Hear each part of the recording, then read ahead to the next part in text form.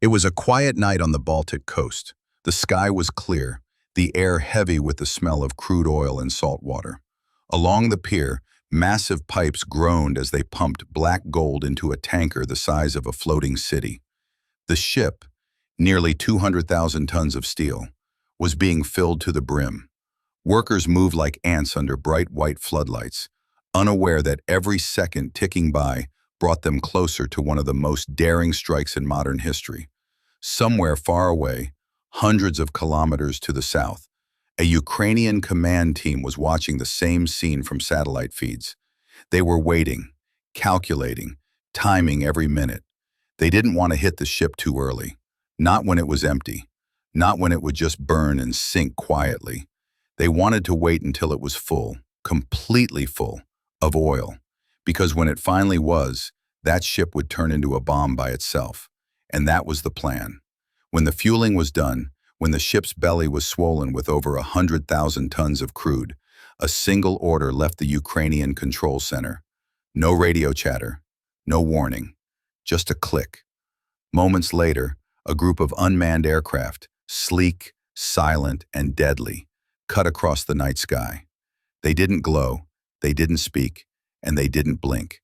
They moved like ghosts, hugging the earth, weaving through valleys, slipping past radar beams. Their target? Russia's Primorsk oil port, one of the most important lifelines of the country's war economy. At that exact moment, Russian engineers on the pier were checking gauges and fuel lines, completely unaware that 1,200 kilograms of high-explosive warheads were racing toward them. What happened next would shake the global energy market, send shockwaves through military circles, and prove that even the largest, most secure infrastructures could fall to the smallest machines. This isn't just another drone story. It's a story of patience, timing, and cold precision. A moment when Ukraine turned waiting into a weapon. Before that night, few people had ever heard the name Primorsk. It's a cold, gray Russian port on the edge of the Gulf of Finland, quiet, industrial, and vital. Every day, millions of barrels of oil flow through its pipelines into giant ships. That oil isn't just money, it's power. It funds the roads, the factories, and the missiles used in the war against Ukraine. So when Ukrainian military planners studied how to weaken Russia's war machine, Primorsk stood out. It was more than a target. It was the heart of the system. But it was deep inside Russian territory, covered by radar and anti-air missiles. To even get close seemed impossible. Still, Ukraine had something Russia didn't: creativity. When jets and rockets weren't enough, Ukrainian engineers turned to drones, small, fast, silent, and cheap. They didn't cost millions, but they could fly hundreds of kilometers and strike with deadly precision. The plan was risky but brilliant. Wait until a massive 200,000-ton oil tanker was being filled. Then, and only then, hit the port. If the ship was full, one explosion could turn it into a fireball that burned for days. Ukraine decided to wait, and that patience became the deadliest weapon of all. For weeks, Ukrainian teams tracked weather, tanker movements, and satellite data. They knew every schedule, every pipeline, every moment the ship would be connected to the oil terminal.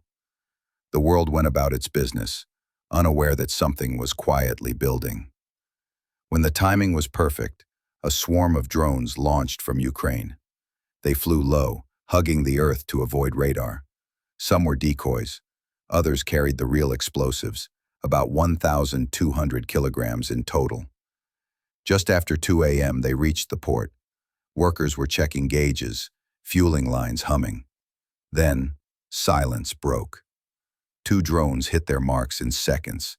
The blast that followed was apocalyptic. Flames shot hundreds of feet into the sky. The tanker's oil ignited instantly, and the sea itself seemed to burn. For miles, people woke to a sky glowing orange. Windows shattered, sirens wailed. Within minutes, Russia's biggest northern port was a wall of fire. From a distance, modern war looks clean. Precise drones, silent hits, quick videos. But up close, it's chaos. For the workers on that dock, there was no warning. Some jumped into freezing water to escape the heat. Others ran through smoke so thick They couldn't breathe. For Ukraine, the victory came with mixed feelings. They had struck a vital target, but they knew people were hurt, families displaced, jobs lost. Yet war leaves little room for comfort. Russia's bombs had already destroyed Ukrainian homes and schools. This was the price of survival.